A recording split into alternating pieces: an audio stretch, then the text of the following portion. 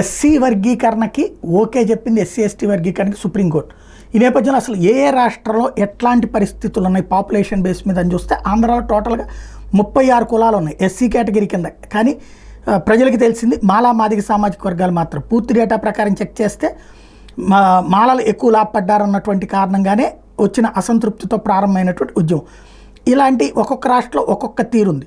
రాజస్థాన్లో సుమారుగా 59 కులాల వారు ఎస్సీల్లో ఉంటే మెజార్టీ ఆక్యుపై చేసింది మేఘవాల్ అంటూ మిగతా వాళ్ళు ఉద్యమిస్తున్నారు అక్కడ.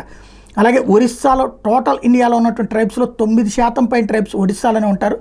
62 తెగలు 13 ఉపతెగలు ఉన్నాయి. ఒరిస్సాలో కాండ్ తెగ ఎక్కువగా మెజార్టీ రిజర్వేషన్లు వాడుకుంది.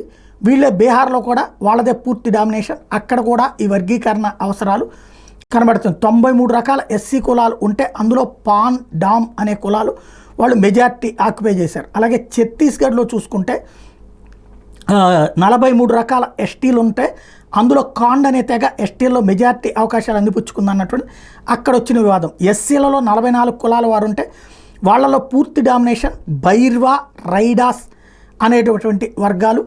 దాని మీద అక్కడ అసంతృప్తి ఉన్నటువంటి పరిస్థితి. అట్లాగే మహారాష్ట్రలో చూస్తే 36 రకాల ఎస్సీ కులాలు ఉంటే అందులో పూర్తి డామినేషన్ మహర్ మతంగ్ది. ఎస్టీలలో గోండ్ బిల్ అనేటువంటి తెగలు పూర్తి డామినేషన్ ఉన్నాయి.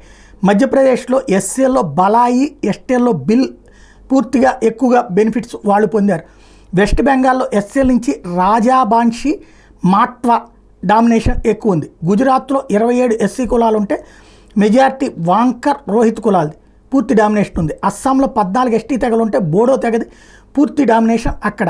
ఇలా వివిధ స్టేట్స్లో ఒక్కొక్క రకం ఉంది. ఇప్పుడు ఆయా రాష్ట్ర ప్రభుత్వాలకి ఇది కీలకమైనటువంటి పరీక్ష. సుప్రీంకోర్టు ఇచ్చినటువంటి తీర్పు ఒక రకంగా బెనిఫిట్, రెండో రకంగా జాగ్రత్తలు తీసుకుని చేయాల్సినటువంటిది. మెజారిటీలకు ఇబ్బంది పెడితే వాళ్ళ తిరుగుబాటు మంచిది కాదు, అలాగని మిగతా వాళ్ళని వదిలేస్తే కష్టమైనటువంటి పరిస్థితి.